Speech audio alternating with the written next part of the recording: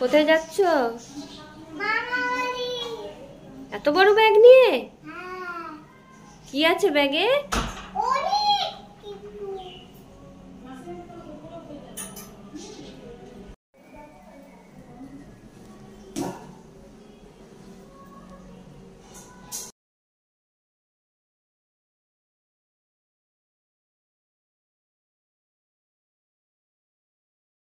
আমরা বেরিয়ে পড়েছি, এখন বাবার বাড়ি যাচ্ছি। তো অর্ধেক রাস্তা চলেই এসেছি, টোটো করেই যাচ্ছি। দেখো আমি সাইডের কিছু সিন আমি তুলে ধরার চেষ্টা করছি। তো প্রায় এই হলো আমাদের বাড়ির গপু সোনা। দেখো আমাদের বাপের বাড়ির ঠাকুর।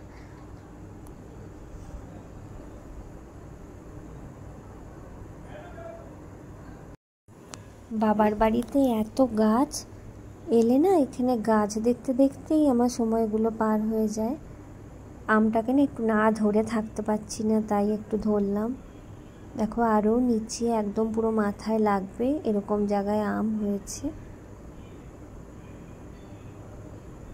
যাই একটু ধরি, ভীষণ ভালো লাগে।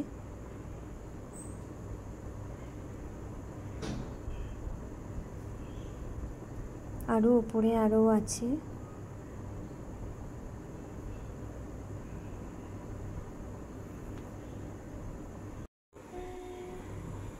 দেখো কত জবা গাছ, একদম বড় বড় ফুল ফোটে, আর গাছে গাছে কুড়ি আর ফুলের মেলা। সব ফুল মা সকালবেলায় তুলে নিয়েছে, এখনও অনেক ফুল রয়েছে। মা বলছে প্রায় 100-150টার ওপর ফুল হয়। মা বসিয়ে দিয়েছিল রান্না, তো আমি যেহেতু ক্যামেরাটা নিয়ে এসেছি, মা লজ্জায় সরে গেল, দিয়ে বলল যে তুই রান্নাটা নাড়। তো রান্নাটা আমরা যেমন পেস্ট করে দিই, পেঁয়াজ আদা রসুন, আমার মা একেবারে না কুচিয়ে দেয়।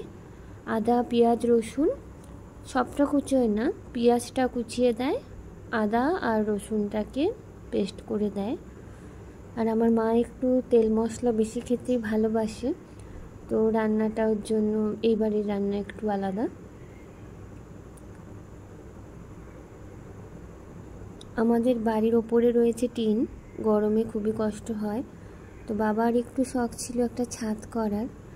তো আমাদের অনেক পড়াশোনা করিয়েছে, বিয়ে দিয়েছে, আমাদের MA পাস করিয়েছে। তো আমাদেরও স্বপ্ন আছে বাবাকে যদি পারি একটা ছাদ করে দেব। বাবা একটু ছাদে শুয়ে, গরমকালে একটু ছাদে শুতে চায়। রান্নাটা হয়ে গেলে একটু বসবো।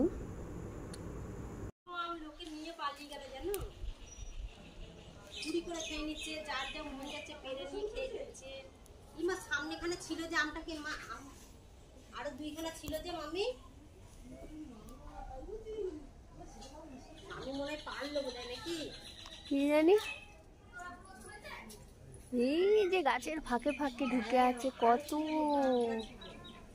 আরো হয়েছিল, সব খেয়ে নিয়েছ আমি আসার আগে।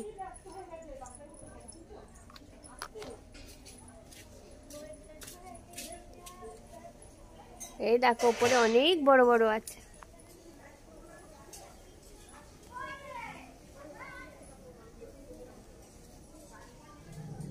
পাকেনি তো এখনো, না পাকলে মিষ্টি হয়।